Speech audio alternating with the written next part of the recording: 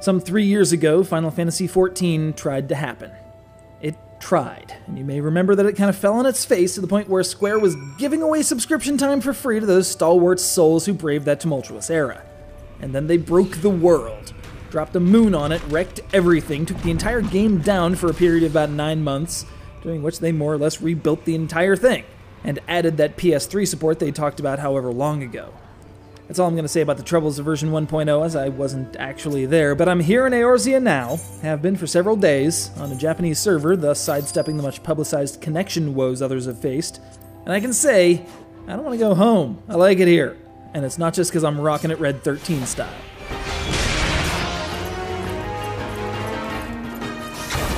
So after the world got more or less ruined 5 years, read 9 months ago, involving blowing up a moon and Bahamut going on a tear like he never got to in Chains of Promethea, life has kinda returned to normal in Eorzea, for some definition of normal. The three nations are friendly toward each other, but fear uprisings from the beast tribes scattered throughout the lands, as well as the Garlean Imperial forces who mill about on the periphery, with their Magitech weaponry and their gunblades and other elements pulled from Final Fantasy's past. But that's some high-level stuff. First and foremost, you gotta get your feet wet by learning your starting class, which also determines what chunk of the world you arrive in after creation, by ruthlessly and violently slaughtering the innocent wildlife outside the city gates, as is standard. Fortunately, the game lends itself to giving you heaps and piles of EXP if you're willing to do a bit of legwork, be it for a quest or filling out the hunting log that gives massive experience bonuses for tracking down and slaughtering specific species of monsters. Generally speaking, much of the content in Final Fantasy XIV is designed to get you out and exploring, rather than cooped up in parties like 11's early days. And with a world this pretty, that's a good thing.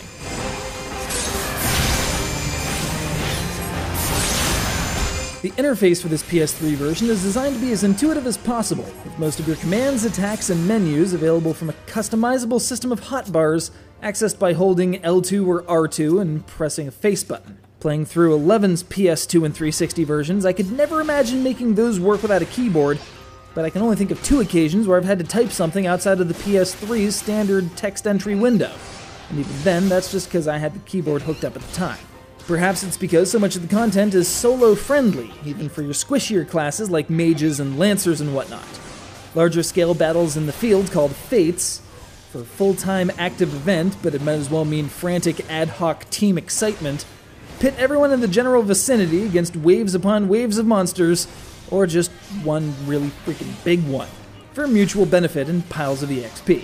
You really only need parties for the instanced raids that pop up later in the storyline, and even then you don't have to sit and shout for a party and hope there's someone who speaks your language and has the job you need. By activating the duty finder and selecting the raids you're interested in joining, you enter a queue to be matched up with teammates once the right combination of roles is figured out.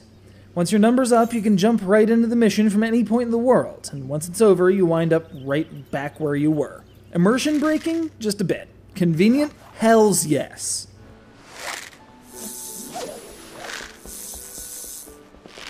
One of Final Fantasy XIV version 1.0's selling points was a new take on the classic Final Fantasy job system, where simply changing one's weapon changed one's class, and level for that matter. This system returns bolstered by a gear set system that allows you to change all of your clothes and your class in just a couple button presses, and an armory chest that allows you to hold 25 items per gear slot and hammer space outside your actual inventory.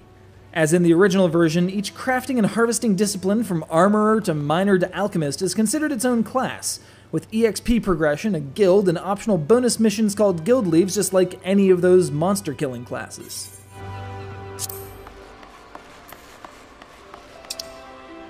You'll notice I haven't had much to say against this game, and that's because, well, I haven't had any issues, really. Sure, the servers are a bit congested, which can affect large-scale events, and once I've played for some 10 hours at a shot, the sound goes all wonky and then completely dies. That's about it.